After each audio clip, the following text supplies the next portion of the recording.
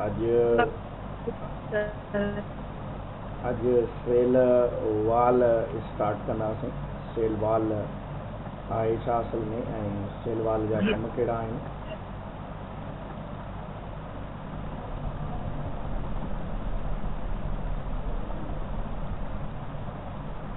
Sale wall outermost non living boundary of the cell हूंदी आहे। Outermost non living boundary of the cell हूंदी आहे हीअ। This is outermost non living boundary हूंदी आहे ऐं almost sales जे अंदरि अवेलेबल हूंदी आहे। प्लांट में बि हूंदी आहे, फंगस में बि हूंदी आहे, अल्जी में बि, ऐं उन खां बाद में बैक्टीरिया में भी, साइनोबैक्टीरिया में भी, एक्सेप्ट प्रोटोजोन्स एंड एनिमल्स। ऐं प्लांट्स के अंदर या semi cellulose, hemi cellulose, pectin, lignin, sporopollenin या ॿिया केमिकल सब्सटेंसेस हूंदा आहिनि। ऐं सेल वॉल थिक हूंदी आहे, इलास्टिक हूंदी आहे, रिजिड हूंदी आहे, कंप्लीटली परमिएबल, टोटल परमिएबल अथव। It is soft, elastic, transparent substance, permeable to water हूंदो आहे, छो जो हाइड्रोफिलिक सब्सटेंसेस हूंदा आहिनि। सॉल्यूबल फूड मटीरियल्स हूंदा आहिनि इनमें। Cellulose is an insoluble carbohydrate associated with the lignin. Lignin is the mixture of substances हूंदो आहे। क्यूटिन वैक्सी सब्सटेंस हूंदो आहे। साबिरिन which is also vaccine substance. हाणे हर जानदार जे अंदरि सेल वॉल त न हूंदी आहे, पर जंहिंमें हूंदी आहे उनजे लाइ पाण लिखंदासीं। बैक्टीरिया में सेल वॉल हूंदी आहे, that made up of peptidoglycan. Peptidoglycan हूंदो आहे इनमें, इन जे अंदरि पेप्टाइडोग्लाइकेन हूंदो आहे। माना peptide means protein, glycan means carbohydrate, means carbohydrate भी हूंदा आहिनि ऐं प्रोटीन्स भी इन जे अंदरि अवेलेबल हूंदा आहिनि। ऐं साइनोबैक्टीरिया जेको आहे, साइनोबैक्टीरिया उनजी सेल वॉल में मेनली सेल्यूलोज हूंदा आहिनि, घणो क़दर जेके आहिनि सेल्यूलोज। ऐं उन खां बाद में ॿियो आहे असां वटि अल्जी में भी प्लांट लाइक सेल वॉल हूंदी आहे, इनमें भी मेनली सेल्यूलोज हूंदा आहिनि। प्लांट्स जे अंदरि cellulose, hemi cellulose, pectin, lignin, sporopollenin, suberin ऐं मुख़्तलिफ़ क़िस्म जूं शयूं अवेलेबल हूंदियूं आहिनि। ऐं ॿियो आहे फंगस।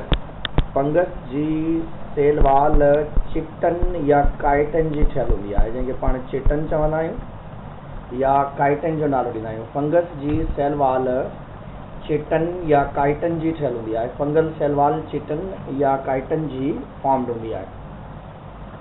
सेल वॉल जा टे मेन पार्ट्स हूंदा आहिनि। जेकॾहिं प्लांट सेल तव्हां ॾिसो था त प्लांट सेल में फॉर एग्जाम्पल ही प्लांट सेल आहे। हाणे जॾहिं प्लांट सेल में सेल डिवीजन थींदी आहे उन दौरान सेल वॉल फॉर्मेशन थींदी आहे। At the time of cytokinesis, जॾहिं सेल डिवाइड थींदो आहे उन दौरान सेल वॉल जी फॉर्मेशन थींदी आहे। सेल वॉल जी पहिरीं हिकिड़ी कॉमन लेयर डेवलप थींदी आहे। That common layer is known as middle lamella. हिकिड़ी लेयर कॉमन डेवलप थींदी आहे जंहिंखे पाण मिडल लेमिला जो नालो ॾींदा आहियूं, मिडल लेमिला। ऐं मिडल लेमिला में पेक्टिन, लेग्निन हूंदो आहे, या असां चवंदा आहियूं पेक्टिन ज़्यादा क्वांटिटी में हूंदो आहे, कैल्शियम पेक्टिन ऐं मैग्नीशियम पेक्टिन।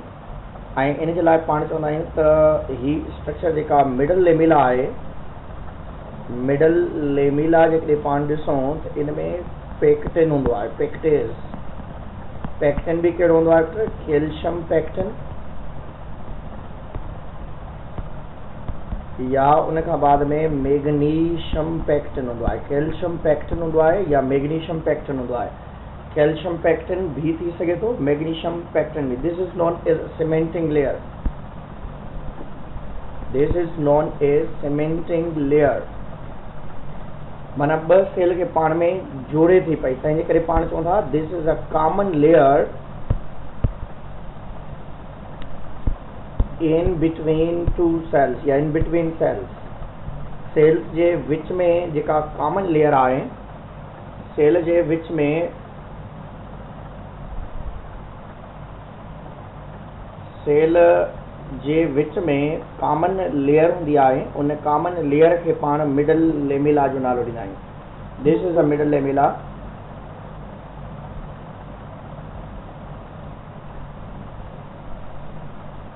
मिडल लेमिला खां बाद में प्राइमरी वॉल डेवलप थींदी आहे। मिडल लेमिला ॿिन्हिनि सेल लाइ हिकिड़ी हूंदी आहे। Middle lamella is the same, middle lamella हिकिड़ी हूंदी आहे। प्राइमरी वॉल अलॻि ठहंदी आहे। This is a primary wall. Primary wall अलॻि हिकिड़ी लेयर ठहंदी आहे, उनखे पाण प्राइमरी वॉल जो नालो ॾींदा आहियूं। This is a primary wall.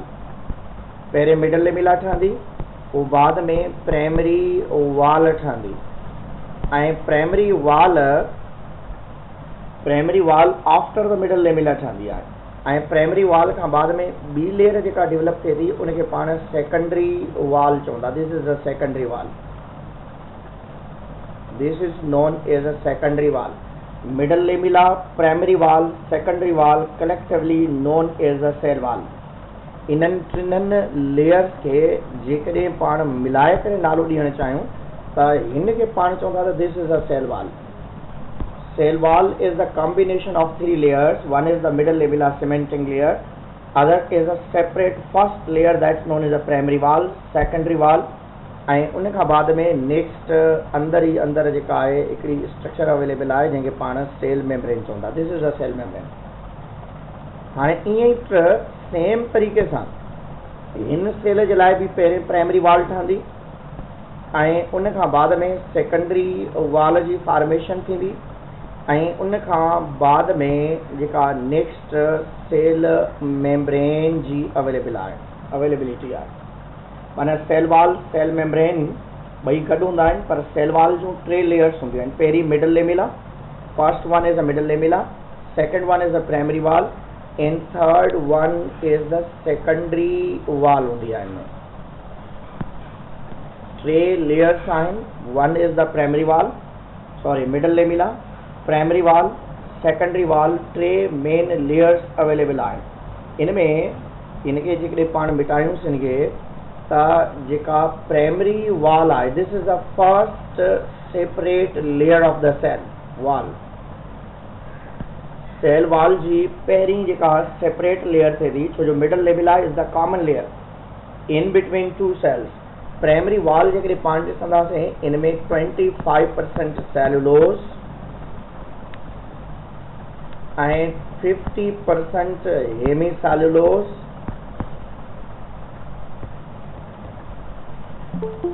ऐं 25% अदर सबस्टेंसेस हूंदा आहिनि।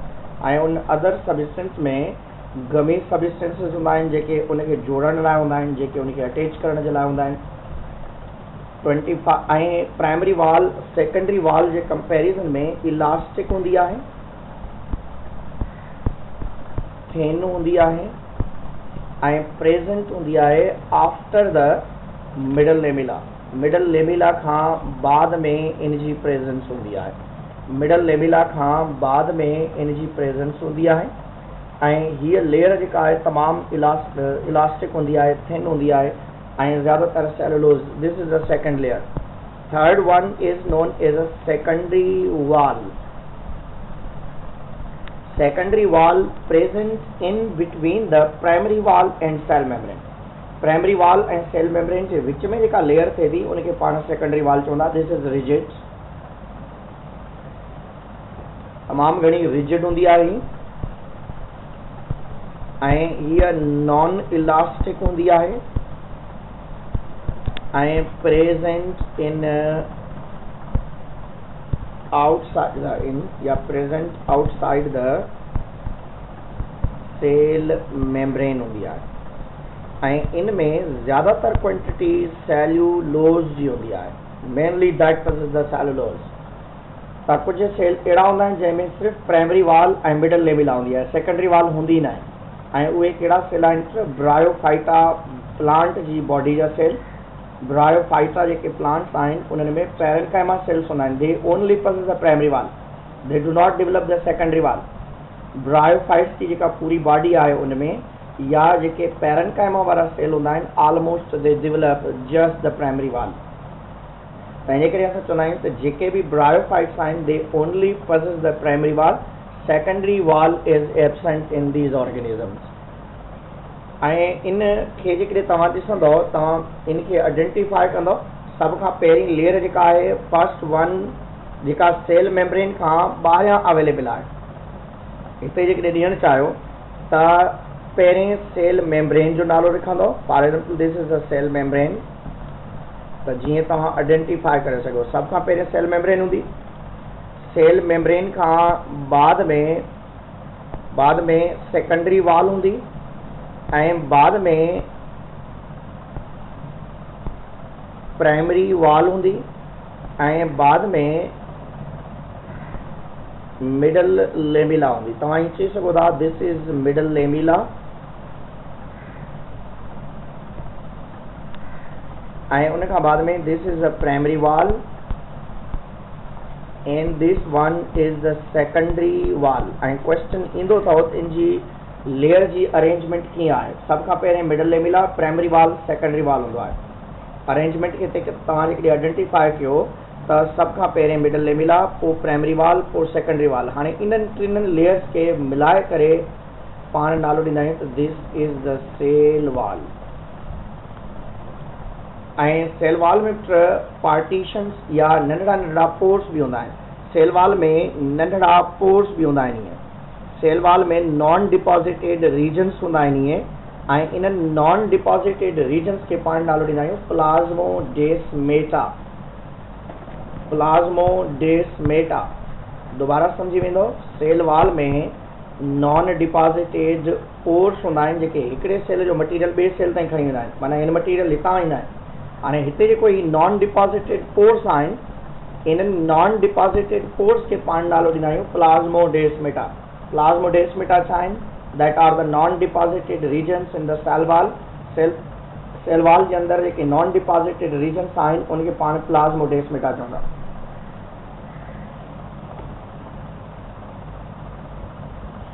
प्लाज़्मोडेस्मेटा सेल वाल जे अंदरि नॉन डिपॉजिटेड रीजन्स आहिनि, पोर्स आहिनि, ऐं उन्हनि नॉन डिपॉजिटेड रीजन या पोर्स खे पाण सेल वाल जो नालो था ॾियूं।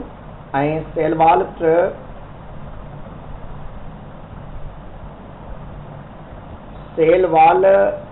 पहिरीं प्राइमरी वाल, पहिरीं मिडल लेमिला, प्राइमरी वाल, सेकेंडरी वाल आहे। सेल वाल में 3 लेयर्स आहिनि, मिडल लेमिला, प्राइमरी वाल, सेकेंडरी वाल, ऐं इन्हनि टिनि लेयर्स खे मिलाए करे पाण सेल वाल जो नालो ॾींदा आहियूं। तव्हां ॾिसी सघो था middle lamella, it is the middle common layer of the cell wall connecting to adjoining cells. ॿिनि सेल्स खे पाण में जोड़े थी। हाणे जॾहिं बि पाण इन्हनि खे सेपरेट करणु था चाहियूं, ॿिनि सेल्स खे पाण सेपरेट करणु था चाहियूं, त पहिरें पाण सेल वाल खे डाइल्यूट नाइट्रिक एसिड जे अंदरि डिज़ोल्व करे सघूं था। ऐं प्राइमरी वॉल जेका आहे it is the second layer formed on the each side of the middle lamella. It is elastic composed of cellulose ऐं हीअ जेके कंटेन हेमीसेलुलोज 50%, सेलुलोज 25%, बाक़ी ॿिया पेक्टिक सब्सटेंसेस या अटैचमेंट जे लिहाज़ सां या मटीरियल्स खे जॉइन करण जे लाइ हूंदा आहिनि। Secondary wall it is the layer formed on the each surface of the primary wall. It is composed of almost pure cellulose हूंदो आहे। ऐं सेलुलोज जी अरेंजमेंट ॾिसी सघो था। This is known as criss cross arrangement. Criss cross arrangement इनखे चइबो आहे। हाणे क्रिस क्रॉस अरेंजमेंट में सेलुलोज जा फाइबर्स जेके हिक ॿिए सां अटैच हूंदा आहिनि। सभ खां प्योर फॉर्म ऑफ सेलुलोज जेके आहिनि उहे कॉटन अथव। Cotton thread is the pure form of cellulose. Pure form of cellulose जेको आहे कॉटन आहे। कॉटन जा जेके थ्रेड्स आहिनि, कॉटन जे स्ट्रक्चर्स जेके आहिनि उनखे पाण pure. For example this is a cellulose. त सेलुलोज जूं थ्रेड्स हीअं हूंदियूं आहिनि ऐं इहे थ्रेड्स वरी अहिड़े तरीक़े सां हिक ॿिए सां अटैच थींदियूं आहिनि, वरी अहिड़े तरीक़े सां अरेंज्ड हूंदियूं आहिनि ऐं अहिड़े तरीक़े सां इन्हनि जी अरेंजमेंट हूंदी आहे। डिफरेंट एंगल्स में इन्हनि जी अरेंजमेंट हूंदी आहे। हिन अरेंजमेंट खे पाण नालो था ॾियूं क्रिस क्रॉस अरेंजमेंट आहे। ऐं इहा criss cross arrangement cell wall में अवेलेबल हूंदी आहे। इन जा जेके फंक्शन्स आहिनि, सेल वॉल जो जेको मेन फंक्शन आहे, it give shape, it give support, it form the frame of the cell, या सेल जी शेप खे मेंटेन करणु ऐं पाणी खे एब्जॉर्ब करे थो, तंहिंजे करे एम्बाइबिशन बि इन जे करे थींदी आहे, because this is a hydrophilic part of the cell, hydrophilic in nature आहे ऐं टोटली परमिएबल अथव, that is totally permeable. Cell membrane is semi permeable and it totally permeable. I do not means restrict anything. ये सभन शयुनि खे अलो कंदी आहे, भले सेल खां क्रॉस करे वञो, को मसलो ना आहे, को प्रॉब्लम ना आहे। जॾहिं त सेल मेम्ब्रेन जेका आहे कुझु शयुनि खे अलो करे थी, कुझु शयुनि खे न। सेल मेम्ब्रेन ज़्यादातर लिपिड शयुनि खे डायरेक्टली अलो कंदी अथव ऐं प्रोटीनियस या ॿियूं शयूं जेके हूंदियूं आहिनि उन में थोरी रुकावट हूंदी आहे या रिस्ट्रिक्शन हूंदी आहे। सेल वॉल खां बाद में पाण वटि आहे nucleus. Nucleus is the karyon, माना न्यूक्लियस के पाण कारियन चवंदा आहियूं। That first time introduce by Brown, or you can say the Robert Brown. ऐं स्टार्ट में इन जेको आहे लैटिन वर्ड वरितल आहे, जंहिंजो मतिलबु आहे नट या कर्नेल कर्नेल चइबो आहे उनखे। It is most prominent structure हूंदी आहे ऐं ब्रेन ऑफ द सेल हूंदो आहे न्यूक्लियस।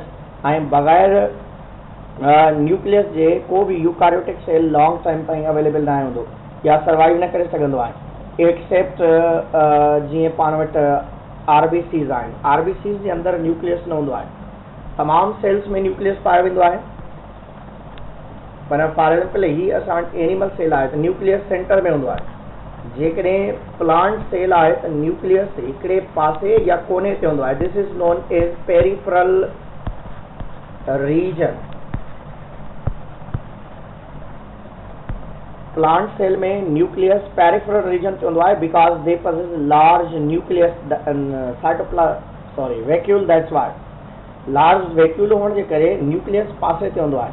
ऐं जॾहिं त एनिमल सेल में सेंटर ते अवेलेबल हूंदो आहे। न्यूक्लियस जेकॾहिं हिकिड़े सेल में हिकिड़ो हुजे त उनखे यूनिन्यूक्लिएटेड सेल या मोनोन्यूक्लिएटेड चइबो आहे। ॿ हुजनि त उनखे डाई या बाई न्यूक्लिएटेड चइबो आहे। जेकॾहिं ॿ खां वधीक हुजनि त उनखे साइनोसाइटिक या मल्टी न्यूक्लिएटेड जो नालो ॾींदा आहियूं। पाण वटि मोनोन्यूक्लिएटेड जेके सेल्स आहिनि, मोनोन्यूक्लिएटेड सेल्स असां वटि अवेलेबल आहिनि ऐं उहे असांजा स्मूथ मसल्स आहिनि।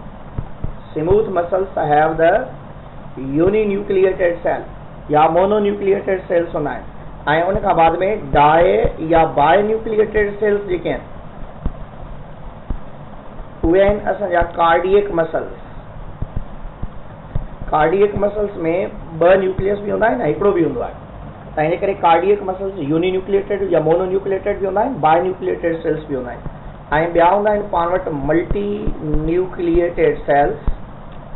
मल्टी न्यूक्लिएटेड सेल्स पाण वटि आहिनि smooth skeletal muscles, that are the skeletal muscles जेके आहिनि, that are the multinucleated. ऐं मोनोन्यूक्लिएटेड में ॿिया जानदार जीअं अचनि था, एमेबा अचे थो, ऐं बाई न्यूक्लिएटेड में तव्हां वटि पैरामीशियम अचे थो। मल्टी न्यूक्लिएटेड जेके आहिनि उन में तव्हां वटि फंगस वारा जानदार था अचनि। त हर जानदार जे अंदरि न्यूक्लियस जी तादाद हेठि मथे थी सघे थी, उहो डिपेंड करे थो उहो कीअं ऐं कहिड़े तरीक़े सां। तमामु यूकारियोटिक सेल जे अंदरि न्यूक्लियस अवेलेबल आहे ऐं आरबीसीज़ जे अंदरि, मेच्योर आरबीसीज़ जे अंदरि न्यूक्लियस अवेलेबल न हूंदो आहे। Nucleus is the brain of the cell. Nucleus possess hereditary material ऐं न्यूक्लियस जेको आहे स्पेरिकल इन शेप हूंदो आहे।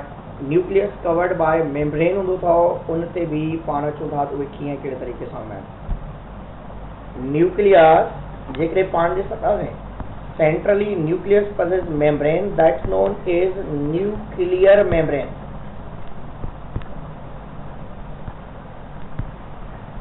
Or we can say the envelope, nuclear envelope, are also known as caryo envelope भी चई सघो था, न्यूक्लियस जी एनवेलप भी चई सघो था। त न्यूक्लियस जी मेम्ब्रेन जेका आहे सेल मेम्ब्रेन वारी कार आहे। It is made up of lipoprotein, lipid ऐं प्रोटीन जी ठहियल आहे। सेल मेम्ब्रेन वारी कार ठहियल आहे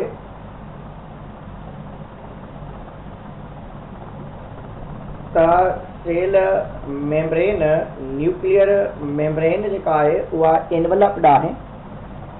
न्यूक्लियर मेम्ब्रेन जे ॿाहिरां जेका आहे न्यूक्लियर मेम्ब्रेन लिपोप्रोटीन्स जी थियल आहे, लिपिड एंड प्रोटीन्स जी थियल आहे as like cell membrane.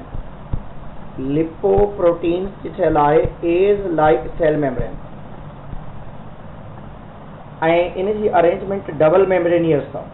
This is non as a double membranous. हाणे कॾहिं कॾहिं पुछंदा आहिनि त which is the double membranous organelle. हाणे उन में माइटोकॉन्ड्रिया के भी चवंदा अथऊं, क्लोरोप्लास्ट के भी ऐं न्यूक्लियस के भी। कॾहिं कॾहिं असां इन न्यूक्लियस के पार्ट आइडेंटिफाई कंदा आहियूं ऐं कुझु बुक्स वरी चवंदा आहिनि त that is a one type of organelle is like the mitochondria and chloroplast. हाणे न्यूक्लियस जे अंदरि टे शयूं मौजूदु आहिनि। हिकिड़ो फ्लूइड आहे that's known as nucleoplasm are also known as a karyoplasm. Nucleus जे अंदरि फ्लूइड मौजूदु आहे, उन फ्लूइड खे पाण न्यूक्लियोप्लाज़म कार्योप्लाज़म चवंदा। That is like the cytoplasm. माना जीअं साइटोप्लाज़म हूंदो आहे ईअं ई न्यूक्लियोप्लाज़म आहे, उन में को बि फ़र्क़ु न आहे। पर इहो फ़र्क़ु आहे त अंदरि कुझु ऑर्गेनिल्स जी अवेलेबिलिटी न हूंदी आहे, ॿाहिरि जेके आहिनि ह्यूज नंबर ऑफ ऑर्गेनिल्स जेके आहिनि अवेलेबल हूंदा आहिनि। न्यूक्लियस जे अंदरि हिकु नंढड़ी पिटकड़ी बॉडी बि अवेलेबल आहे। This is known as nucleolus. Small nucleus-like body present inside the nucleus. It is responsible for the synthesis of RNA and ribosomes. Nucleolus, nucleus जे अंदर body available आहे, it become disappear during the cell division. जॾहिं sale divide थिए थो त ही disappear थी वञे। ऐं इन न्यूक्लियोलस जो जेको मेन फंक्शन आहे उहो आहे synthesis of RNA and ribosomes. Ribosomes जी फॉर्मेशन न्यूक्लियस में थिए थी ऐं वर्क साइटोप्लाज्म जे अंदरि करे थो। And next one is the genetical material or we can say the hereditary material. Hereditary material में पाण वटि क्रोमोसोम्स ईंदा आहिनि, हेरिडिटरी मटीरियल में जेनेटिकल मटीरियल ईंदो आहे। हाणे उन हेरिडिटरी मटीरियल में पाण वटि जेके क्रोमोसोम्स आहिनि, हर सेल जे अंदरि, हर जानदार जी बॉडी जे सेल जे अंदरि डिफरेंट नंबर में हूंदा अथव।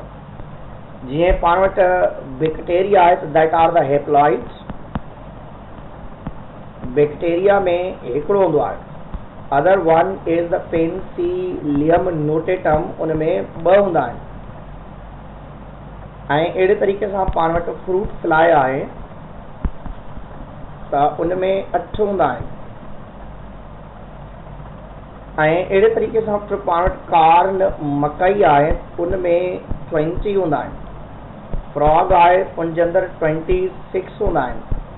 ऐं पी मटर आहे, उन में 14 हूंदा आहिनि। ऐं अहिड़े तरीक़े सां पाण वटि ह्यूमन आहे, उन जे अंदरि 46 हूंदा आहिनि। ऐं ॿिया बि अवेलेबल आहिनि, चिंपैंज़ी जेके ह्यूमन लाइक ब्लैक मंकी नज़र ईंदा आहिनि, मंकी लाइक हूंदा आहिनि, उनमें 48। पोटेटोज़ जेके आहिनि उन में 48, पोटेटोज़ में 48 आहे। ऐं शुगर केन जे अंदरि 80 अथव। हीअ यादि रखंदो छो जो इंटर में वरी अथव, शुगर केन में 80 आहिनि। फर्न्स जेके पाण प्लांट पढ़ी आयासीं उन्हनि में 1000 नंबर ऑफ क्रोमोसोम्स पाया वेंदा आहिनि।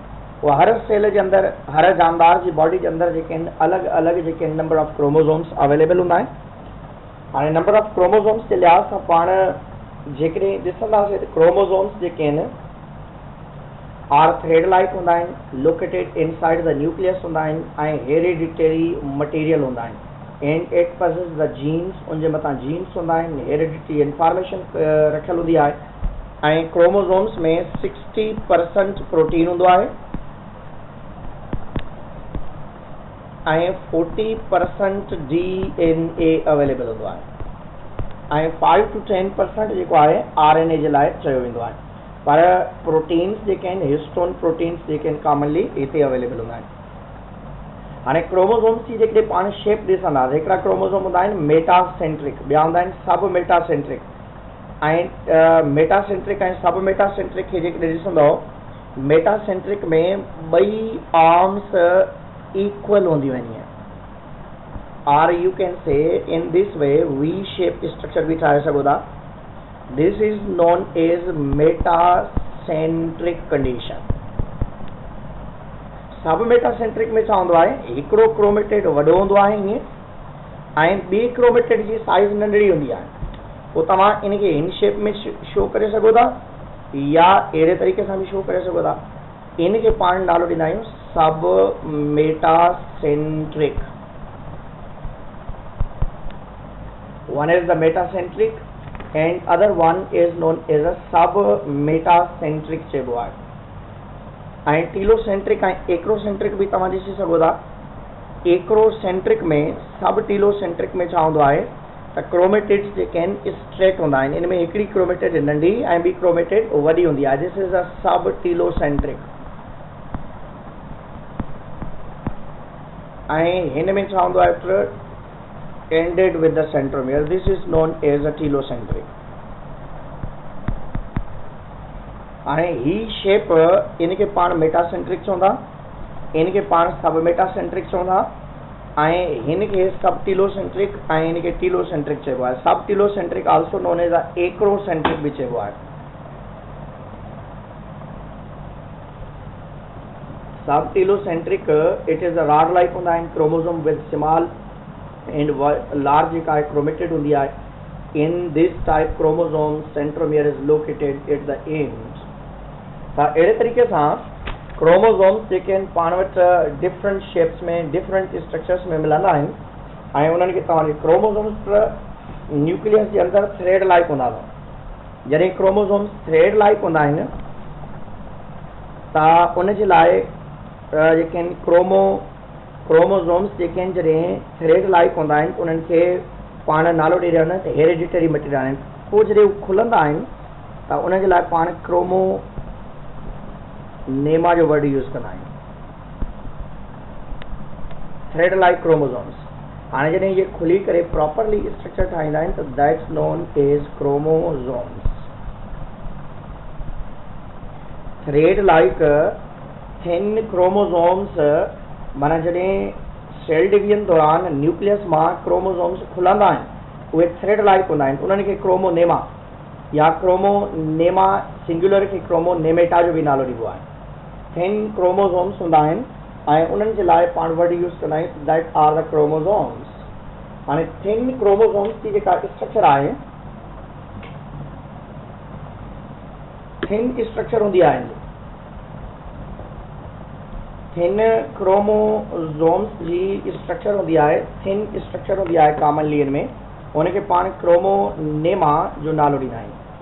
ऐं जॾहिं उहे कंडेंस थी वेंदा आहिनि त that's known as chromosomes. Chromosomes में वरी तव्हांखे ख़बर आहे ॿ पार्ट हूंदा आहिनि. हिकिड़ो सेंट्रोमियर हूंदो आहे. क्रोमोसोम्स जा ॿ पार्ट हूंदा आहिनि. Chromosomes consist on 2 parts. अहिड़े तरीक़े सां पाण जेकॾहिं स्ट्रक्चर ठाहियूं आहिनि जी this is known as centromere. Centromere में सेल डिवीजन जे लाइ या स्पाइंडल्स के अटैच करण जे लाइ इन जे मथां हिकिड़ो प्रोटीन हूंदो आहे. That protein is known as kinetochore protein. This is known as a kinetochore protein. This is a disc protein ऐं इन जो मेन फंक्शन हूंदो आहे during cell division attachment provide करणु. ऐं हिकिड़े सेल ते हिकिड़े क्रोमोसोम ते जेके बि क्रोमेटिड्स आहिनि उनखे सिस्टर क्रोमेटिड्स चइबो अथव. माना फॉर एग्जाम्पल हिकिड़ो सेल आहे इहो क्रोमोसोम आहे त इन जूं पंहिंजूं जेके क्रोमेटिड्स आहिनि that's known as a sister chromatid. हिकिड़े क्रोमोसोम्स जूं जेके बि क्रोमेटिड्स आहिनि उन्हनि खे सिस्टर क्रोमेटिड्स चइबो आहे.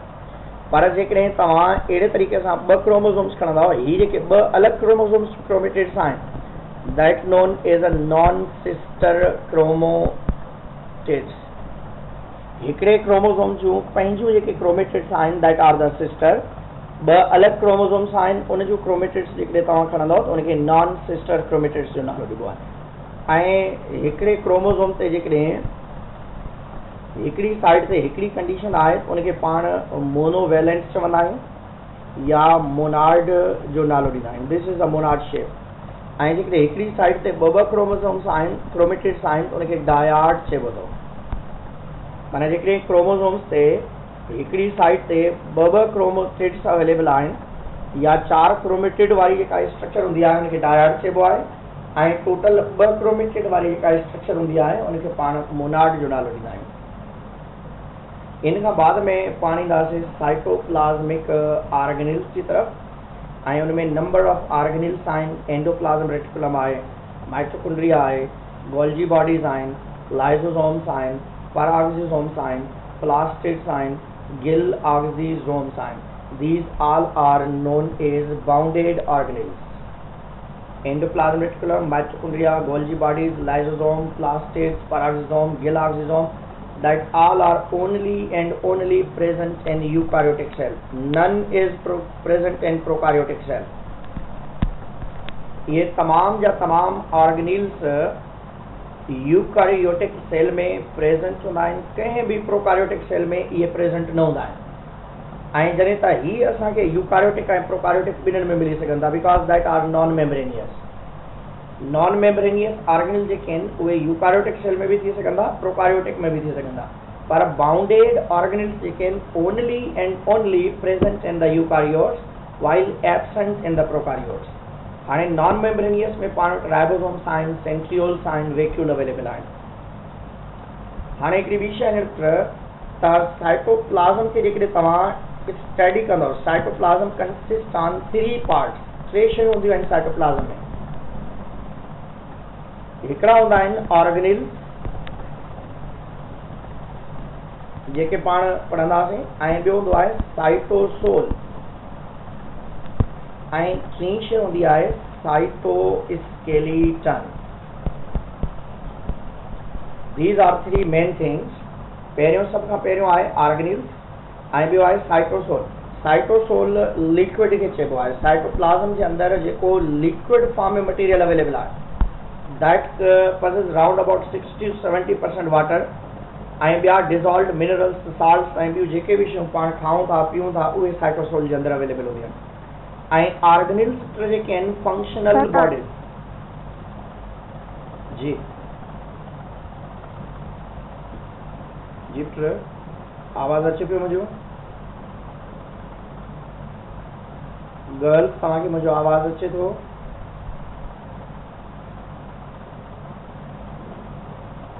बाबा मुंहिंजो आवाज़ अचे थो तव्हांखे? ऑर्गेनिल्स हूंदा आहिनि। ऑर्गेनिल्स पाण ॾिठासीं, हिकिड़ा हूंदा आहिनि बाउंडेड ऑर्गेनिल्स, ॿिया नॉन बाउंडेड या मेम्ब्रेनियस ऐं नॉन मेम्ब्रेनियस ऑर्गेनिल्स हूंदा आहिनि।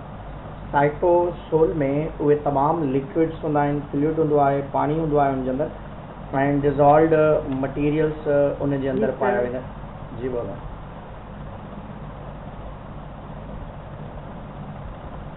जी बाबा आवाज़ अचे थी मुंहिंजी?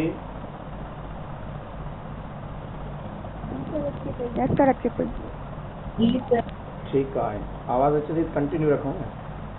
त ऑर्गेनिल्स में पाण हिकिड़ी ॿी शइ ॼण सेल जे अंदरि जेको साइटोसोल आहे, साइटोप्लाज़म आहे, ईअं सेल जे अंदरि जेको साइटोप्लाज़म आहे हमेशह साइटोप्लाज़म सर्क्यूलर मूवमेंट कंदो थो रहे। साइटोप्लाज़म जी स्पिनिंग मूवमेंट हलंदी रहंदी आहे ईअं, ऐं स्पिनिंग मूवमेंट खे पाण नालो ॾींदा आहियूं cyclosis. Streaming movement of cytoplasm.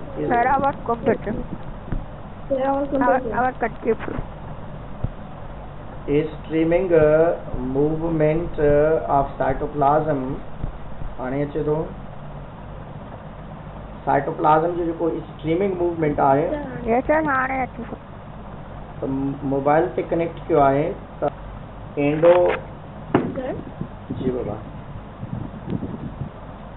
Recording करो क्या?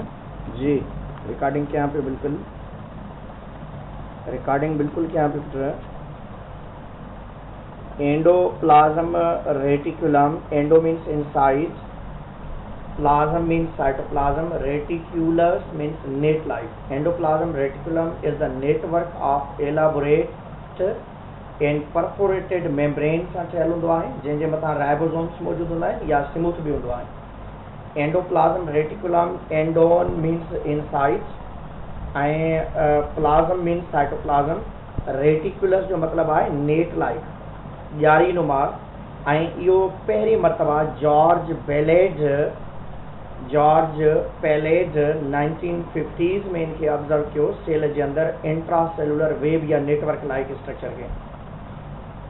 एंडोप्लाज़म रेटिकुलम अंदर छो जो नंढा नंढा स्ट्रक्चर्स भी होंदा आहिनि उनजा, त उनजी मेम्ब्रेन्स जे ट्यूब्स के सिस्टर्नी चइबो आहे। गोल्जी बॉडीज़ जे ट्यूब्स के भी सिस्टर्नी चवंदा आहियूं, इन जे ट्यूब्स के भी सिस्टर्नी चवंदा आहियूं, छो जो ॿई हिकु जहिड़ियूं स्ट्रक्चर ही असांखे ऑलमोस्ट नज़र ईंदियूं आहिनि। एंडोप्लाज़म रेटिकुलम में one is the rough endoplasm reticulum. Rough endoplasm reticulum के ग्रेन्यूलेटेड एंडोप्लाज़म रेटिकुलम भी चइबो आहे, छो जो on the surface of endoplasm reticulum that are the ribosomes present हूंदा आहिनि। माना ही फॉर एग्जाम्पल सेल आहे त endoplasm reticulum that is scattered in whole cytoplasm network like सॼे साइटोप्लाज़म में अहिड़े तरीक़े सां अवेलेबल हूंदो आहे। From cell membrane to nuclear membrane, sale membrane खां वठी करे न्यूक्लियर मेम्ब्रेन ताईं। शकीला बाबा तव्हां माइक ऑफ रखो। शकीला पुट,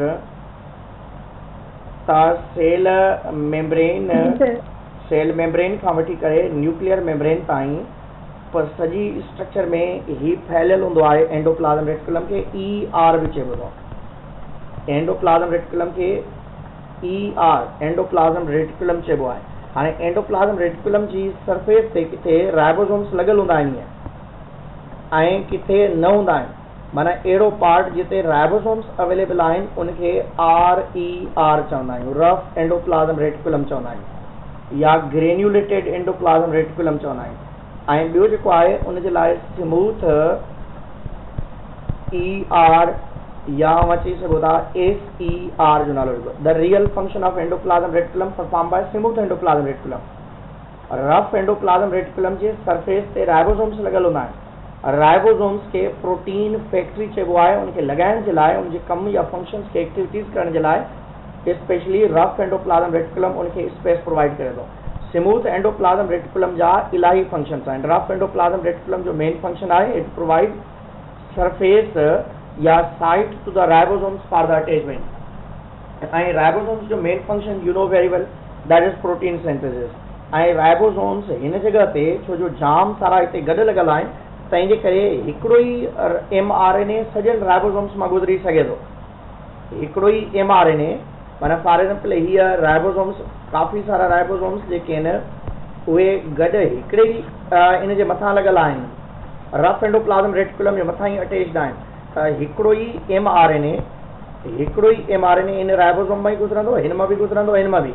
ऐं इन कंडीशन खे पाण नालो ॾींदा आहियूं त पोलीज़ोम्स वारी कंडीशन आहे।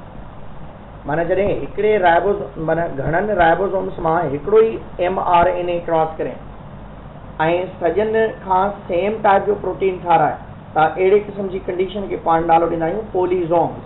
तंहिंजे करे रफ एंडोप्लाज़म रेटिकुलम इम्पॉर्टेंट उन सेंस में आहे त उहे तमामु सेल जेके प्रोटीन घणो ठाहिणु चाहिनि था या अहिड़ा तमामु ग्लैंड्यूलर सेल्स जंहिंमें प्रोटीन जी फॉर्मेशन घणी थींदी आहे उन्हनि जे अंदरि रफ एंडोप्लाज़म रेटिकुलम जी क्वांटिटी घणी हूंदी आहे। जेके स्मूथ एंडोप्लाज़म रेटिकुलम जी ॻाल्हि कंदासीं त smooth endoplasm reticulum is the real endoplasm reticulum because that itself perform the function. Rough endoplasm reticulum जो सरफेस स्मूथ हूंदो आहे, हुनजे मथां का बि शइ न हूंदी।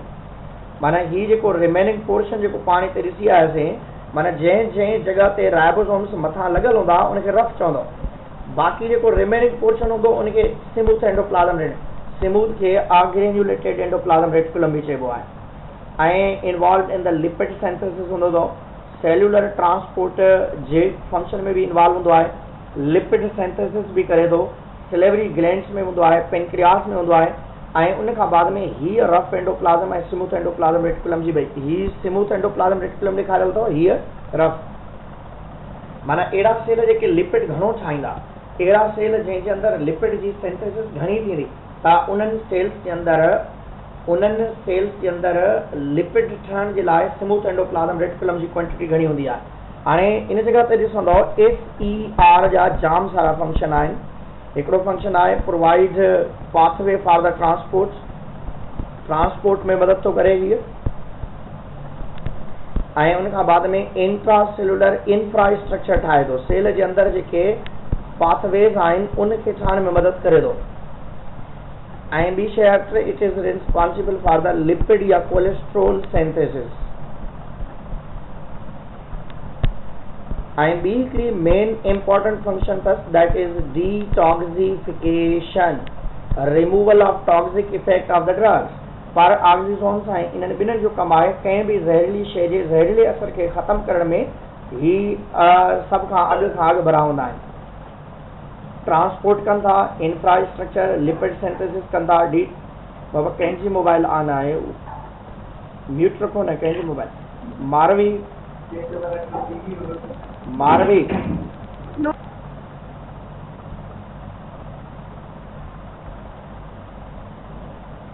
मुंहिंजी मोबाइल कोन्हे।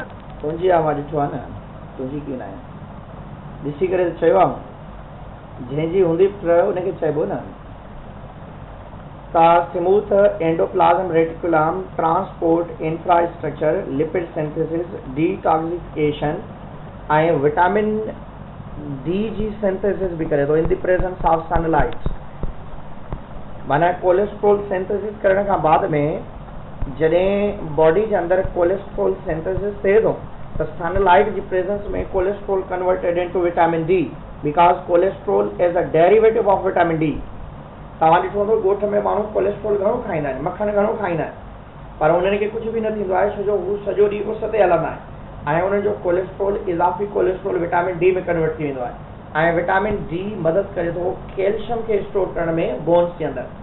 स्मूथ एंडोप्लाज्म रेटिकुलम ट्रांसपोर्ट कराए थो, माना सेल जे अंदरि का बि शइ आमदरफ़्त जेका आहे उनजी मदद सां आहे, अंदरि जेका पाथवेज या इंफ्रास्ट्रक्चर आहे उनजे करे आहे, लिपिड सिंथेसिस थिए थो, सेल जे अंदरि डिटॉक्सिफिकेशन थिए थी, कोलेस्ट्रोल सिंथेसिस थिए थो, विटामिन डी जी फॉर्मेशन थिए थी, कैल्शियम जे स्टोरेज जो कमु कंहिंजो आहे स्मूथ एंडोप्लाज्म रेटिकुलम जो आहे।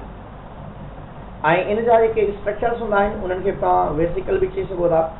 Vesicle these are almost rounded spherical or oval shapes हूंदियूं आहिनि जेके लास्ट पॉइंट्स हूंदियूं आहिनि उनजूं। माना फॉर एग्जाम्पल हीअ अहिड़े तरीक़े सां सेल आहे त उनजे अंदरि अहिड़े तरीक़े सां हिकिड़ियूं स्ट्रक्चर्स जेके आहिनि उहे डेवलप थींदियूं आहिनि। Vesicle round ball like structure या इन जी सिक्रिएशंस खे चइबो आहे जेके रिलीज थींदा आहिनि। स्मूथ एंडोप्लाज्म रेटिकुलम या रफ एंडोप्लाज्म रेटिकुलम मटीरियल खे रिलीज कंदो आहे इन दी फॉर्म ऑफ वेसिकल ऐं उहे वञी करे या इन्हनि खे बि तव्हां चई सघो था, हीअ जेके विच में स्पेस थियूं अचनि इन्हनि जे लाइ बि तव्हां वेसिकल जो वर्ड यूज़ करे सघो था।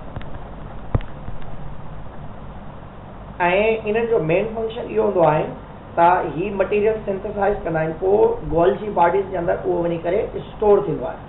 उनजी पैकेजिंग गोल्जी बॉडीज़ में थींदी आहे, सिंथेसिस स्मूथ ऐं रफ एंडोप्लाज्म रेटिकुलम में थींदी आहे।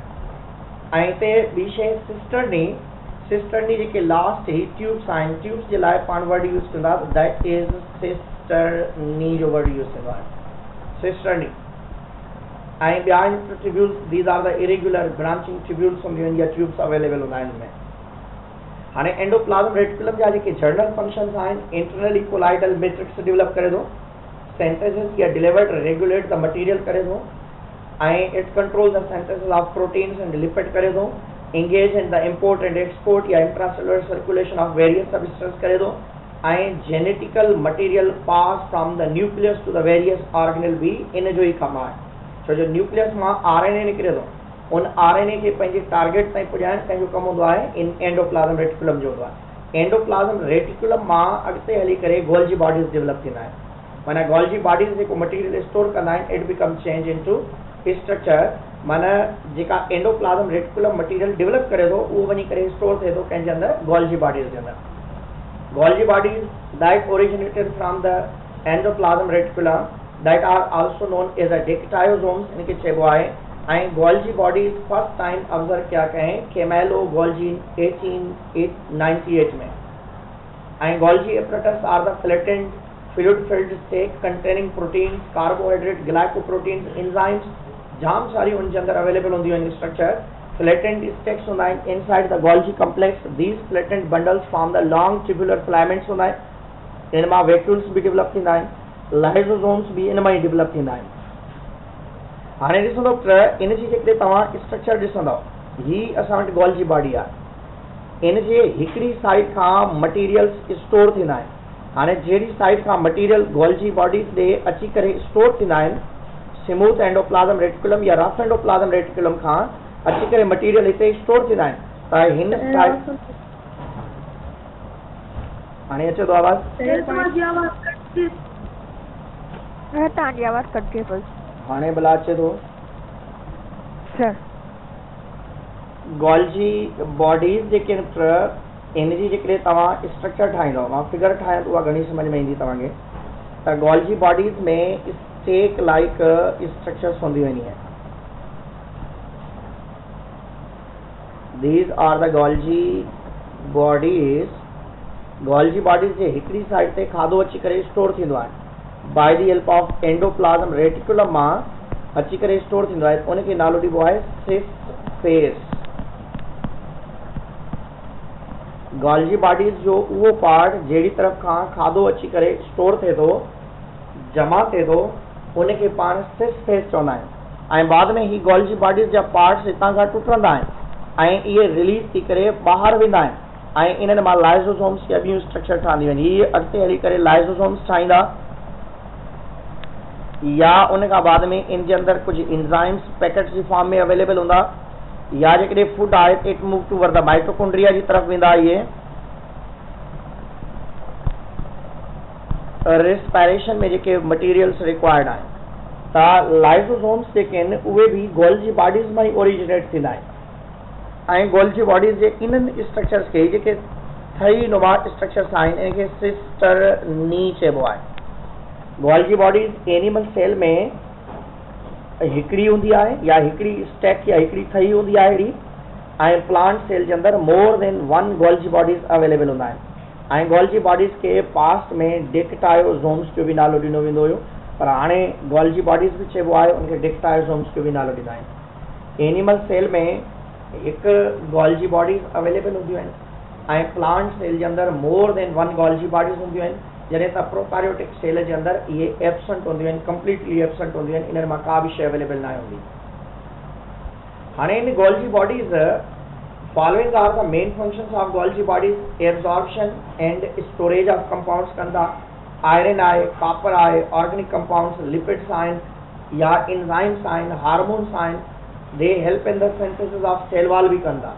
cell wall जी synthesis लाइ जेके materials required हूंदा आहिनि उहे बि Golgi bodies मां निकिरंदा आहिनि। माना हितां खां तव्हां चई सघो था त सेल वॉल जी फॉर्मेशन भी इन सां ई थिए थी। हाणे यादि रखंदो, माइटोकॉन्ड्रिया जी फॉर्मेशन इन महिल नथी थिए। माइटोकॉन्ड्रिया खे जेकॾहिं को बि फूड में मटीरियल रिक्वायर्ड हूंदो आहे उनखे ही ट्रांसपोर्ट कंदा आहिनि। They also consider to activate the mitochondria to produce the ATP. माना इहे नॉर्मली छा कंदा आहिनि, खाधे खे रिलीज़ कराईंदा आहिनि, वेंदो आहे माइटोकॉन्ड्रिया जी तरफ़ ऐं माइटोकॉन्ड्रिया उनखे रेस्पायरेशन में बर्न कंदो आहे, उन मां एटीपी जी फॉर्मेशन थींदी आहे। ऐं इन खां बाद में पाण वटि माइटोकॉन्ड्रिया आहे। पाण वटि माइटोकॉन्ड्रिया पहिरें बि चैप्टर नंबर 11 में माइटोकॉन्ड्रिया ऐं क्लोरोप्लास्ट ॿई पढ़ी आयासीं। Mitochondria also known as a chondriosomes, these are the granules, small rod like structures हूंदा आहिनि। ऐं mitochondria also known as a power house of the cell because it is responsible for the cellular respiration. Cell जे अंदरि जेका cellular respiration थिए थी उहा mitochondria जी मदद सां ई थींदी आहे। माइटोकॉन्ड्रिया जी शेप आहे, माइटोकॉन्ड्रिया जा पार्ट्स भी असां डिस्कस हूंदा। Mitochondria encircled by two thin membranes हूंदी आहे, ॿई मेम्ब्रेन्स लिपोप्रोटीन्स जूं ठहियल हूंदियूं आहिनि ऐं उनजी ॿाहिरीं मेम्ब्रेन बिल्कुलु सिधी स्मूथ हूंदी आहे, अंदरी मेम्ब्रेन में फोल्ड्स हूंदा आहिनि ऐं उन फोल्डिंग्स खे पाण नालो ॾींदा आहियूं क्रेस्टी जो। ऐं क्रेस्टी ते एंजाइम्स हूंदा आहिनि या मुख़्तलिफ़ क़िस्म जी शयूं। सेंट्रल पार्ट खे पाण नालो ॾींदा आहियूं मैट्रिक्स ऐं उन मैट्रिक्स जे अंदरि मुख़्तलिफ़ शयूं हूंदियूं आहिनि, पर जेकॾहिं पाण फिगर ठाहियूं, दिस इज़ अ माइटोकॉन्ड्रिया। इन जी ही आउटर मेम्ब्रेन आहे ऐं इनर मेम्ब्रेन में नंढा नंढा अहिड़े तरीक़े सां ई फोल्ड आहिनि। This is known as inner membrane.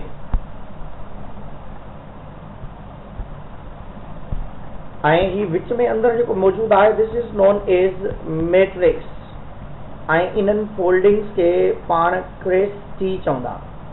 One is the cisternae, Golgi bodies ऐं एंडोप्लाज्म रेटिकुलम में हूंदी आहे, सिस्टर्नी। ऐं जॾहिं तव्हां क्रेस्टी जेका आहे that is the part of mitochondria. हाणे पाण पढ़ी आयासीं त इन मैट्रिक्स ते हिकिड़ो प्रोसेस थींदो आहे जंहिंखे पाण क्रेब्स साइकिल जो नालो ॾेई आयासीं, क्रेब्स साइकिल। ऐं इन ते ETC वारो प्रोसेस थींदो आहे। ऐं इन माइटोकॉन्ड्रिया जे अंदरि इन जो पंहिंजो DNA, इन जा पंहिंजा एंजाइम्स ऐं राइबोसोम्स ऐं तमामु उहे शयूं जेके रेस्पायरेशन या क्रेब्स साइकिल जे लाइ रिक्वायर्ड आहिनि, all are present at the matrix. ऐं क्रेस्टी वारे रीजन ते स्पेशली इलेक्ट्रॉन ट्रांसपोर्ट चेन थींदी आहे जंहिंमां ATPs डेवलप थींदा आहिनि या NADH ऐं FADH2 जेके आहिनि उन्हनि जी यूटिलाइज़ेशन थींदी आहे। त माइटोकॉन्ड्रिया खे कॉन्ड्रियोसोम्स चइबो आहे छो जो इनखे power house of the cell चइबो आहे ऐं हर सेल जे अंदरि इन्हनि जी तादाद अलॻि हूंदी आहे ऐं on the it depend on the work, माना जीअं कमु कंदो जहिड़े तरीक़े सां वर्क कंदो उनजो उन तरीक़े सां इहो मैकेनिज़म हूंदो आहे। त माइटोकॉन्ड्रिया जो मेन फंक्शन आहे रेस्पायरेशन और oxidation of food takes place. During oxidation of food stuffs potential energy is converted into kinetic energy थिए थी। Metabolism of hormones also takes place in the mitochondria and myofibrils are also produced from the mitochondrial structures जे लिहाज़ सां उनखे support कबो आहे। हाणे ईंदासीं पाण लाइसोसोम्स जी तरफ़। Lysosomes are originated from the Golgi bodies. Golgi bodies मां जेके राउंड बॉल लाइक वेसिकल्स निकिरंदा आहिनि उन्हनि खे पाण स्पेशली नालो ॾींदा आहियूं त दैट आर द लाइसोसोम्स। ऐं लाइसोसोम्स जेके आहिनि that are present in animal cell, absent in plant cell. Almost जेके आहिनि एनिमल सेल जे अंदरि प्रेजेंट हूंदा आहिनि and that are responsible for the intracellular digestion. ऐं सेल जे अंदरि कॾहिं कॾहिं इहे पाण फटिजी करे पंहिंजे सेल खे मारे वठंदा आहिनि, तंहिंजे करे असां इन्हनि खे सुसाइड सेक बि चवंदा आहियूं, माना मौत जूं ॻोठियूं अंदरि मौजूदु आहिनि। ऐं लाइसोसोम्स ड्यू साइंटिस्ट 1949 में इनखे ऑब्ज़र्व कयो। ऐं लाइसोसोम्स जे अंदरि इंजाइम्स मौजूदु हूंदा आहिनि फॉर द डाइजेशन ऐं उन्हनि खे पाण हाइड्रोलाइटिक इंजाइम्स चवंदा आहियूं। प्लांट सेल जे अंदरि लाइसोसोम्स एब्सेंट हूंदा आहिनि। प्लांट सेल जे अंदरि लाइसोसोम्स जे अंदरि जॻह ते लार्ज वैक्यूल जो कमु हूंदो आहे ऐं एनिमल सेल्स जे अंदरि डाइजेशन जो कमु by the help of lysosomes थींदो आहे। ऐं हीअ ॾिसी सघो था गोल्जी बॉडीज़ मां निकिरंदड़ ही स्ट्रक्चर्स जेके अॻिते हली करे छा थियूं ठाहिनि, लाइसोसोम्स ठाहींदे। This is known as a Golgi bodies. ऐं लाइसोसोम्स जूं डिज़ीज़ बि आहिनि, पर उन खां पहिरें membrane of lysosomes made up of lipoprotein हूंदी आहे।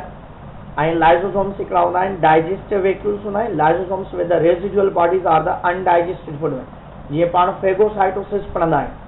सेल मेम्ब्रेन मां मटीरियल जॾहिं फेगोसाइट थी करे अंदरि ईंदो आहे उन मां अनडाइजेस्टेड फूड मटीरियल जमा हूंदो आहे जंहिंखे पाण फूड वैक्यूल चवंदा आहियूं। ऐं ॿियो इहो हूंदो आहे त जंहिंजे अंदरि इंजाइम्स अवेलेबल हूंदा आहिनि ऐं उहे डाइजेशन जे लाइ इंजाइम्स खे रिलीज़ कराईंदा आहिनि। मेन फंक्शन छा आहे त they produce hydrolytic enzymes. Protein खे डाइजेस्ट करण जे लाइ प्रोटीएस, लिपिड के डाइजेस्ट करने के लिए लाइपेज, कार्बोहाइड्रेट के डाइजेस्ट करने के लिए कार्बोहाइड्रेट, न्यूक्लिक एसिड के डाइजेस्ट करने के लिए न्यूक्लियोटाइडेज ऐं उन खां बाद में इंट्रासेलुलर सेल जे अंदरि डाइजेशन थींदी आहे। पाइनोसाइटिक वैक्यूल्स डेवलप थींदा आहिनि, फेगोसाइटिक वैक्यूल्स डेवलप थींदा आहिनि, form by the absorption of liquid food and by the ingested solid food particles हूंदा आहिनि। They also help in the removal of dead and decaying cells of the tissues.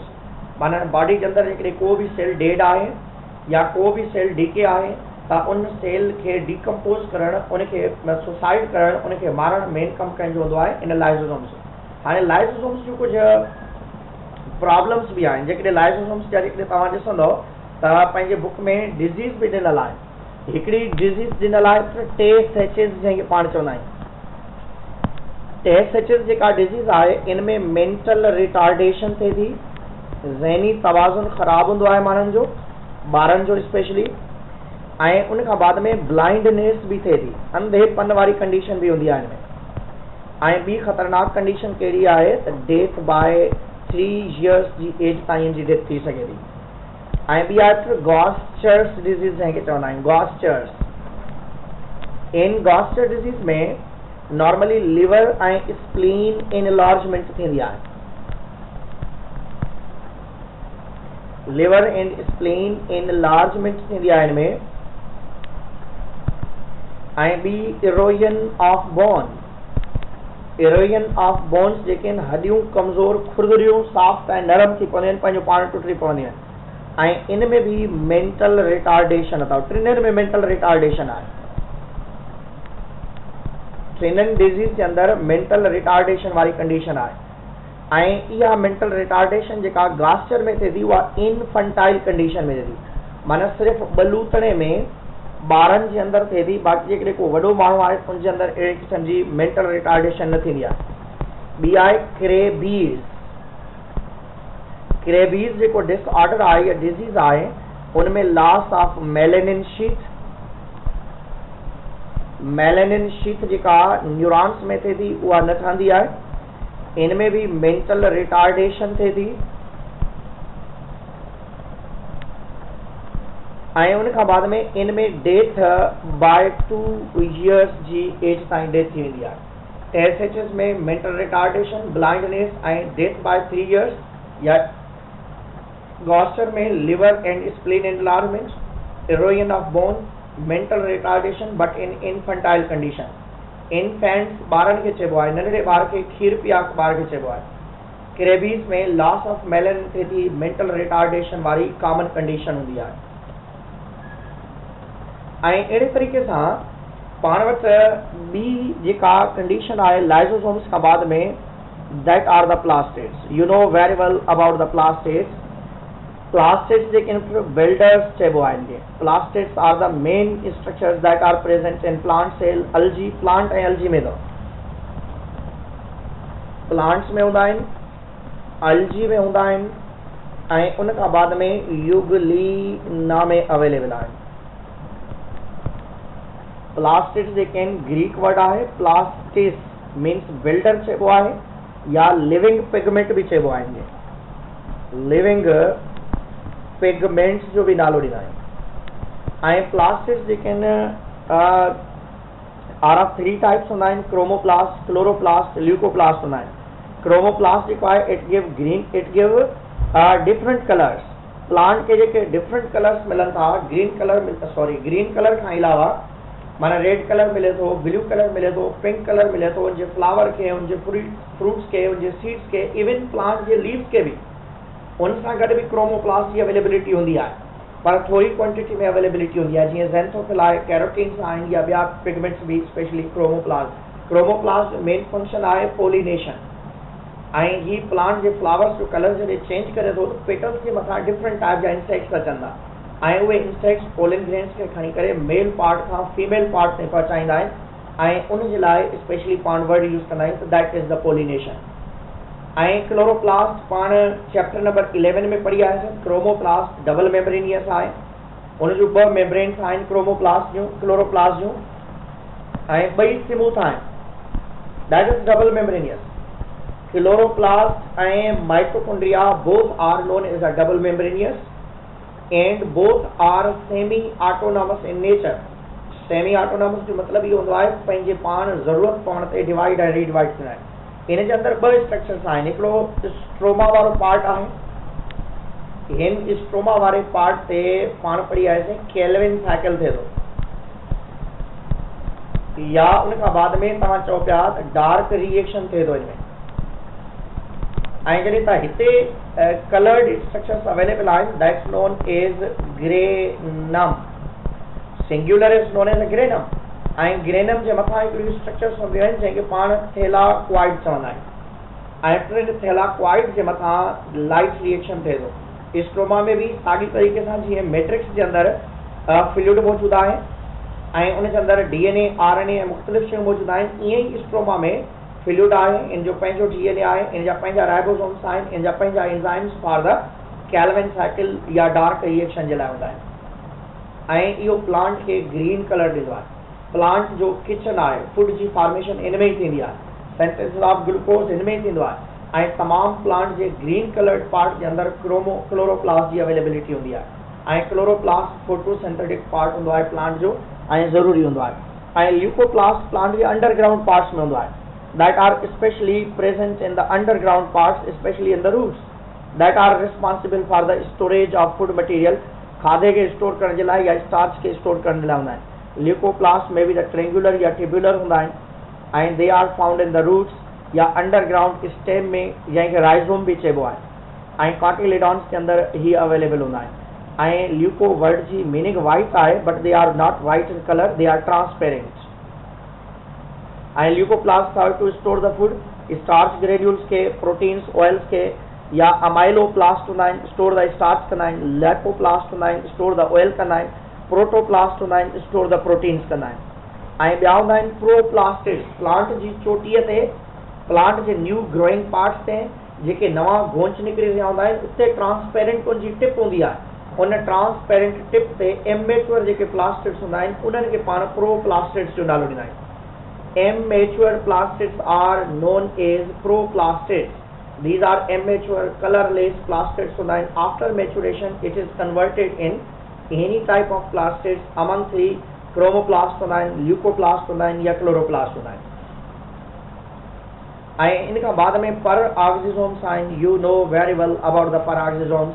Hydrogen peroxide जेको आहे उन जी formation थींदी आहे H2O2 जी, ऐं इन्हनि खे मेम्ब्रेन बाउंडेड ऑर्गेनिल्स चइबो आहे. पर peroxisomes ऐं गिल ऑक्सीसोम्स ॿई जेके आहिनि नंढड़ा ऑर्गेनिल्स हूंदा आहिनि. peroxisomes ऐं गिल ऑक्सीसोम्स ॿई नंढड़ा ऑर्गेनिल्स हूंदा अथव. peroxisomes खे बि डी 1965 में इंट्रोड्यूस करायो ऐं इनखे लिवर सेल्स मां आइसोलेट कया. छो जो peroxisomes ऐं स्मूथ एंडोप्लाज्म रेटिकुलम जी अवेलेबिलिटी ज़्यादातर असांजे लिवर ऐं किडनी सेल में ज़्यादा हूंदी आहे, because that are responsible for the detoxification of alcohol specially. छो जो peroxisomes जेके आहिनि तक़रीबन जेके आहिनि असां वटि डिटॉक्सिफिकेशन जे लाइ रिस्पॉन्सिबल आहिनि ऐं ज़्यादा खां ज़्यादा अल्कोहल खे मेटाबोलाइज़ करणु इन जो कमु हूंदो आहे. peroxisomes नंढड़ा पिचकड़ा बॉल लाइक स्ट्रक्चर्स आहिनि. peroxisomes जेके आहिनि उन्हनि जे अंदरि कैटलेज एंजाइम्स जो मेन इम्पॉर्टेंट सिक्रिएशन आहे. कैटलेज जेको छा थो करे, जेको भी टॉक्सिक मटीरियल असां खाऊं था उनजी टॉक्सिसिटी खे ख़तमु करे थो. माना को भी टॉक्सिक मटीरियल पाण खाऊं था त उन मां H2O2 ठाराए थो ऐं इहो H2O2 कैटलेज एंजाइम्स जी मदद सां इन मां फॉर्मेशन थिए थी water plus oxygen free radical जी. त तंहिंजे करे असां चवंदा peroxisomes जेके आहिनि इहे प्लांट ऐं एनिमल सेल्स में एनिमल सेल में मौजूदु हूंदा आहिनि. peroxisomes जेके आहिनि सिंगल मेम्ब्रेन बाउंडेड ऑर्गेनिल्स आहिनि, स्मॉल बॉडीज़ आहिनि ऐं इहे H2O2 खे ब्रेक करे करे वाटर ऐं ऑक्सीजन ठाहिनि था ऐं ही एनिमल सेल्स जे अंदरि इन्हनि जी कॉमन प्रेजेंस हूंदी आहे. ऐं गिल ऑक्सीसोम्स जेके आहिनि ही कार्बोहाइड्रेट फॉर्मेशन कंदा आहिनि. माना ही लिपिड खे कार्बोहाइड्रेट में कन्वर्ट कंदा आहिनि या ग्लूकोज में कन्वर्ट कंदा आहिनि. जॾहिं बॉडी जे अंदरि कार्बोहाइड्रेट जी कमी थी पवंदी आहे उन मेटाबॉलिज्म में कमु कंदा आहिनि ऐं उन खां बाद में उन सां गॾोगॾु ही फोटोसिंथेसिस ऐं रेस्पायरेशन में बि कमु कंदा आहिनि. These are also known as a micro bodies ऐं ही सिंगल मेम्ब्रेनियस हूंदा आहिनि ऐं ही माइटोकॉन्ड्रिया इन जे अंदरि प्लांट जे लीफ जे अंदरि पाया वेंदा आहिनि ऐं लीफ जे अंदरि फोटोसिंथेसिस सां गॾोगॾु रेस्पायरेशन में बि ही सपोर्ट कंदा आहिनि. ही छा कंदा आहिनि, normally process respiration through the oxidation of fatty acid. माना ही लिपिड के कार्बोहाइड्रेट में कन्वर्ट करे करे पोइ उन जे अंदरि यूज़ कंदा आहिनि. लास्ट में पाण साइटोस्केलेटन ते अचूं था, पर पहिरें पाण ॾिसंदासीं ॿिनि कुझु स्ट्रक्चर्स के. जीअं पाण वटि राइबोसोम्स आहिनि. राइबोसोम्स जेके आहिनि नॉन मेम्ब्रेनियस आहिनि, दैट आर यूनिवर्सली प्रेजेंट आहिनि. राइबोसोम्स 8 शेप में हूंदा आहिनि. अहिड़े तरीक़े सां राइबोसोम्स जेके आहिनि इन जा 2 यूनिट्स हूंदा आहिनि. हिकिड़ो हूंदो आहे स्मॉल यूनिट जंहिंखे पाण केप शेप चवंदा आहियूं ऐं ॿियो हूंदो आहे लार्ज यूनिट जंहिंखे पाण डोम शेप चवंदा आहियूं. ऐं राइबोसोम्स जेके आहिनि सेल जे माइटोकॉन्ड्रिया जे मैट्रिक्स में, क्लोरोप्लास्ट जे स्ट्रोमा में, साइटोप्लाज्म जे अंदरि फ्री फॉर्म में ऐं एंडोप्लाज्म रेटिकुलम जे सरफेस जे मथां अटैच्ड हूंदा आहिनि. तंहिंजे करे असां चवंदा आहियूं दैट आर यूनिवर्सली प्रेजेंट हूंदा आहिनि. तमामु राइबोसोम्स तमामु सेल्स जे अंदरि मौजूदु हूंदा आहिनि, चाहे प्रोकारियोटिक हुजे यूकारियोटिक हुजे. पर फ़र्क़ु इहो हूंदो आहे त जेके प्रोकारियोट्स हूंदा आहिनि उन्हनि जे अंदरि स्मॉल साइज़ हूंदो आहे ऐं जेके यूकारियोट्स हूंदा आहिनि उन जे अंदरि लार्ज साइज़ राइबोसोम्स हूंदा आहिनि. राइबोसोम्स जी फॉर्मेशन न्यूक्लियस में थिए थी फ्रॉम द न्यूक्लियोलस ऐं वर्क जेके आहिनि साइटोप्लाज्म जे अंदरि कंदा. ऐं इन जी डिस्कवरी जेका आहे उहा बि GE पैलेड कई फर्स्ट टाइम जेको आहे इनखे सेल जे अंदरि स्ट्रक्चर खे राइबोसोम्स जेके टिनी ग्रैन्यूल्स हूंदा आहिनि फाउंड आदर फाइबर फ्री इनसाइड हूंदा आहिनि जेके तव्हांखे ऑलरेडी ॿुधायसि त इन जो वेट तक़रीबन 100 खां 150 नैनोमीटर या माइक्रोग्राम्स या नंढड़ा जेके निकिड़ा साइज़ हूंदा आहिनि इनजी त कंपोज्ड ऑफ 2 ग्लोब्यूलर सब यूनिट्स आहे differ in size and function तो a group or chain of जेके राइबोसोम्स called the polysomes माना हिकिड़े ही एंडोप्लाज्म रेटिकुलम सां जेके घणा राइबोसोम्स अटैच हूंदा त उनखे पोलीसोम्स चइबो आहे पोलीसोम्स चइबो आहे many ribosomes attached with the endoplasm reticulum when single mRNA pass from many ribosomes that all ribosomes are collectively known as the polysomes and polysomes में तकरीबन 5 to 50 राइबोसोम्स अवेलेबल हूंदा आहिनि 5 to 50 राइबोसोम्स हूंदा आहिनि ऐं राइबोसोम्स जेके आहिनि site amino acid खे पाण में जोड़ण जे लाइ आहिनि जंहिंखे पाण ट्रांसलेशन जो वर्ड चवंदा आहिनि ट्रांसलेशन वारो जेको कमु आहे प्रोटीन सिंथेसिस जो उहो किथे थींदो आहे इन राइबोसोम्स जे अंदरि थींदो आहे हीअ पढ़ी आयासीं सेंट्रीओल्स प्लांट सेल में एब्सेंट एनिमल सेल में प्रेजेंट हूंदा आहिनि ॿ हूंदा आहिनि माना सेल जे अंदरि नियर टू द न्यूक्लियस ॿ स्ट्रक्चर्स अहिड़े तरीक़े सां हिकिड़ी हीअं हूंदी आहे ऐं ॿी अहिड़े तरीक़े सां पोयां जेका हीअं माना ॿ स्ट्रक्चर्स अवेलेबल हूंदा आहिनि हिकिड़े खे सेंट्रीओल चइबो आहे ऐं ॿिन्हिनि खे मिलाए करे सेंट्रोज़ोम चइबो आहे सेंट्रीओल्स जो कमु आहे सेल डिवीजन में मदद करण या स्पाइंडल ठहण ऐं अहिड़े तरीक़े सां ॾिसो था ही इन में 9 ट्रिपलेट्स आहिनि 1 2 3 4 5 6 7 8 9 जेके आहिनि ट्रिपलेट्स अवेलेबल आहिनि ही हिकिड़ो ट्रिपलेट आहे ॾिसी सघो था तव्हां अहिड़ा 9 ट्रिपलेट जॾहिं पाण में मिलंदा आहिनि त उन मां हिकिड़ो सेंट्रीओल ठहंदो आहे this is known as centriole ऐं इन्हनि ॿिन्हिनि खे मिलाए करे पाण जेकॾहिं नालो ॾींदासीं त that's known as centrosome centrioles 9 triplets of microtubules जा ठहियल अथव छा ठहियल आहिनि माइक्रोट्यूब्यूल्स जा ठहियल आहिनि जेको साइटोस्केलेटन में पाण हली करे डिस्कस कयूं था 9 ट्रिपलेट्स ऑफ माइक्रोट्यूब्यूल्स जा ठहियल आहिनि सेंट्रीओल्स 9 ट्रिपलेट्स ऑफ माइक्रोट्यूब्यूल्स जा ठहियल आहिनि ऐं उन में अरेंजमेंट्स कंहिं में 9+1 हूंदी आहे 9+2 हूंदी आहे 9+3 पर सेंट्रीओल्स में 9+0 अरेंजमेंट हूंदी अथव सेंट्रीओल्स जेके आहिनि that are for the spindle formation हूंदा आहिनि सेल जे अंदरि इन्हनि जो कमु स्पाइंडल ठाहिणु हूंदो आहे ही पोलीसोम्स ॾेखारियल अथव हिते फिगर ठाहियां थो सेंट्रीओल हाणे सेल जे अंदरि क्रोमोसोम्स आहिनि ही त इन्हनि सेंट्रीओल्स मां स्पाइंडल्स ठहंदा आहिनि हाणे हिकिड़ा स्पाइंडल उहे जेके सेंट्रीओल जे ॿाहिरां अवेलेबल हूंदा आहिनि उन्हनि खे पाण चवंदा आहियूं एस्ट्रल स्पाइंडल्स ऐं ॿिया उहे हूंदा आहिनि जेके सेंट्रीओल खां मिड ताईं ईंदा आहिनि that known as discontinuous spindles ऐं टियां उहे हूंदा आहिनि जेके one pole to another pole ईंदा आहिनि अहिड़े तरीक़े सां that's known as continuous spindles ऐं इहे स्पाइंडल्स स्पेशली कंहिंजी मदद सां ठहंदा आहिनि by the help of centriole या साइटोप्लाज्म जे अंदरि कुझु स्पेशल प्रोटीन्स हूंदा आहिनि माइक्रोट्यूब्यूल्स हूंदा आहिनि जंहिंजी मदद सां इन्हनि जी फॉर्मेशन थींदी आहे spindles are specially for the cell division centrioles जो main function help in cell division अथव cell division specially you can say the mitosis and meiosis ॿई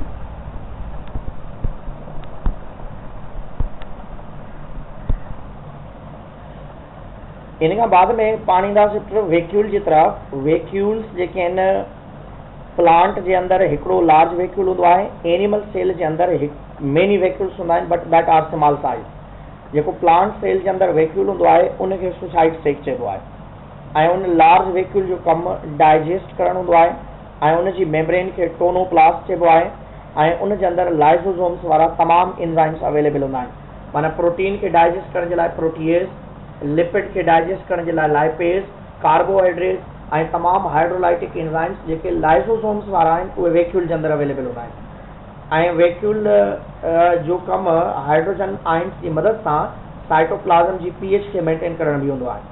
ऐं वैक्यूल जेके आहिनि that are the free space चइबो आहे, नॉन मेम्ब्रेनियस नॉर्मली चइबो आहे, पर उनजे ॿाहिरां मेम्ब्रेन या रिस्ट्रिक्शन हूंदी आहे जंहिंखे पाण टोनोप्लास्ट जो नालो ॾींदा आहियूं। वैक्यूल तमामु सेल्स जे अंदरि मौजूदु हूंदा आहिनि एक्सेप्ट मेरीन इनवर्टिब्रेट्स या मेरीन प्रोटोज़ोन्स जेके आहिनि उन्हनि जे अंदरि ऑस्मो रेगुलेटरी वैक्यूल्स जी ज़रूरत न हूंदी आहे, पर फुड वैक्यूल वरी बि उते डेवलप थी सघनि था।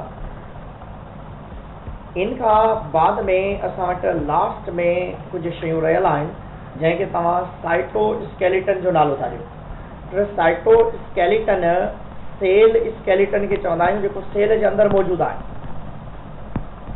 प्रेजेंट इनसाइड द साइटोप्लाज़म आहे, प्रेजेंट इनसाइड द साइटोप्लाज़म आहे। It give proper shape to internally to inside the sale.